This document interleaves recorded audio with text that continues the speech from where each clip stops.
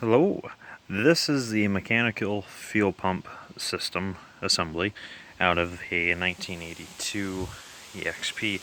These are the same in all the carbureted models.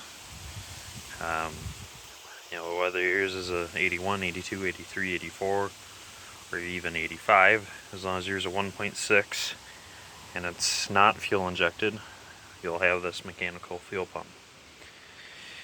So why would you want to mess with this? Because that's what this video is about. It's about upgrading and updating the system. What exactly I'm talking about is going from this mechanical fuel pump to an electric fuel pump. So this fuel pump, they call it mechanical because the engine itself operates this fuel pump. Whenever your camshaft is turning, it's moving this rod in and out. I'm going to call it a plunger rod. This is what pumps your fuel up and down your fuel line. So like I said, this goes off of the camshaft, so it goes in and out of the backside of the head. Right underneath my blue hose here, you can see that shiny plate that I've just put in. That's where this guy goes. That runs off the camshaft. You can see this dirty end, that's what goes inside the pump. And then the pump, it's got an arm in there attached to a spring, so it's always pushing this rod plunger up against the camshaft. And then that lever inside there operates a diaphragm inside this round housing. And that's what pumps fuel out of this. I believe it's out of the taller circuit here, and then pushes it in through the small one because I have a filter here. And then your filter goes into the carburetor. And then where the fuel comes from for this little guy is it sucks it through this through one of these two pipes. I believe it's this one. So it sucks fuel up from your fuel supply line. The hard lines that are mounted to your car, they're those two thin lines. So fuel goes up into one of these. The thinner one is your return, the thicker one is your send. The back one won't always be return, and the front one won't always be send. On my cars, they vary. I don't know if it's a model year thing, but on my 82 convertible, which does not have AC, they're flipped around. I don't know why, but that's just how they did it. So again, one of these will be the sending, the inlet for the fuel pump. Goes down the line, goes into the pump, and then from the pump, like I said, it goes into the carb via this fitting, and then it exits the carb from the fuel, or the float bowl overflow. Show that here. You have to take the air cleaner off the air filter box to see everything I'm talking about. But there you go. That's the carburetor. This is merely the vent tube for the bowl. This is the send line. It's got a filter on it. And then right below it is the return line. See, my return line goes down through here and goes down the narrow tube. Like I said, that's all you need to worry about is just those two fuel lines on the carburetor. Let's see, I'll show you where this is mounted. It's not convenient whatsoever. They mount it like this, but picture these lines being right here in the valley. It goes right down that line on the valve cover, making it really hard to remove the valve cover because it covers up these two rear bolts pretty good. Makes it hard to remove this. Also makes it hard to get around like this hose, access the mechanical fuel pump itself. Makes it harder to remove the carb Makes it harder to get to the throttle and choke linkage if you have a manual choke. I converted mine to manual choke. I'll have a video on that later, but only fuel system today. And then these two lines that go down there, like I said. So we bypass that. You can get rid of this. That's the first step. Let's remove this guy. You won't need it. As you can see with mine, I've replaced everything with rubber fuel hose, fuel line hose, no problem. And I installed an electric fuel pump. That's something you need to know. You can't remove the mechanical fuel pump without putting in an electric one. But that's the big ticket item here. You can see that you hook up your electrical fuel pump to the sending line, the thicker of the two lines, and then make sure you got the arrow right on the fuel pump, otherwise you won't get any fuel into the carb. Also make sure you have it on the send and not the return, or again you won't get any fuel into the carb.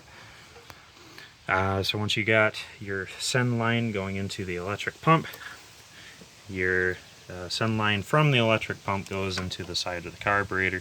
Don't forget to have a filter there. So that's all there is to it, and then again hook up the return line. Now you need to cap off your mechanical pump hole. So this is where the mechanical pump mounts. You can see I've replaced mine with a steel plate, and then I just painted it silver so it matches the head and the intake manifold. That's all you have to do. I just grabbed, I think it's like 3/8 inch, maybe it's quarter, thick steel. Yep. And then I just shaped it. It needs to be this shape or it won't fit underneath your valve cover. So it needs to be the same shape, same exact shape as the base of your mechanical fuel pump. And then the holes need to be in the same place, and do not drill the hole in the middle. Don't do that, because the best way to do this is to use the gasket for the fuel pump as a template. As the best template for any of these delete plates you make, whether it be for the EGR or the fuel pump or anything else. The gaskets make fantastic templates. So use that, and again, just don't cut out that center hole. And then you'll want to coat this with some sort of gasket sealer so that it doesn't leak oil. So the last thing you want is to leak oil. So once you do that, you're pretty much done. But why did we do all that? Okay, well, remember I said that this attaches to the head, and then the camshaft runs this plunger in and out. Well, there is a seal. I believe with these engines it doesn't really use a seal.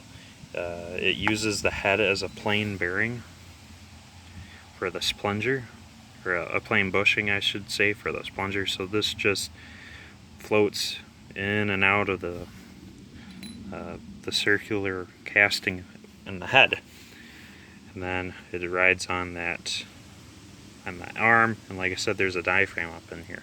If that diaphragm fails, you'll have fuel coming, because it mounts like that, you'll have fuel coming down past that diaphragm. It goes into the bottom of this housing, and then it goes through that hole in the metal straight into your head. And guess what? That fills up your oil capacity, fills it full of fuel. And you'll never know this happens until it's too late. Your engine will just lock up one day, or maybe you're lucky enough to see a dip in the oil pressure gauge, but that's not good. That may, there's no reason to not replace it with an electric one. The electric one is nice, because another drawback of the mechanical pump is that will only pump fuel if your engine's turning over. So that means no matter what, your engine has to turn over before it can start. Whereas with this electric pump, it's really nice. You can hook it up in about a dozen different locations. Mine's been hooked up to the fuse box, so whenever the the ignition is on running or start, the fuel pump is always running. But when you have the key off or on accessory, the fuel pump doesn't run. So you just need to listen for the sound of most are quiet, some are loud. Mine's pretty quiet, but you need to make sure you hear that so that you know you're getting fuel. But as long as you hear that, you are getting fuel. So what I do is I hop in my car, I put my key on the run position, and I start buckling up my seat. I fire up my MP3 player, get my radio the way I like it, position my seat, my mirrors, everything. And then about 5-6 seconds have passed, and the pump has been running that whole 5-6 seconds or whatever, filling up my carburetor with fuel. So that means I can pump the gas a couple times, use my choke if I need it, turn the key, and it'll start up right away because I've already primed it full of fuel. And I haven't even had to crank it over yet. So usually turn the key, which is just perfect. And again, having the right choke, manual or having a well-working electric one, will aid greatly in you starting your engine cold or somewhat warm. But electric pump has a big benefit for when you're trying to start your engine, no matter it's hot or cold. But yeah, the pump's about $12 to $20 depending on which one you get. I got a smaller one, and my favorite place to mount it is right there on the intake manifold. It doesn't get too hot to hurt anything, and it makes for a good ground as long as you use the grounding wire. Like I said, that's $12 to $20, and then you'll maybe have $12 into hoses, so $30, and you'll never have oil, or you'll never have fuel in your oil. Easy. Be a fool not to do it. But we'll leave it at that. So good luck, guys. I definitely recommend this.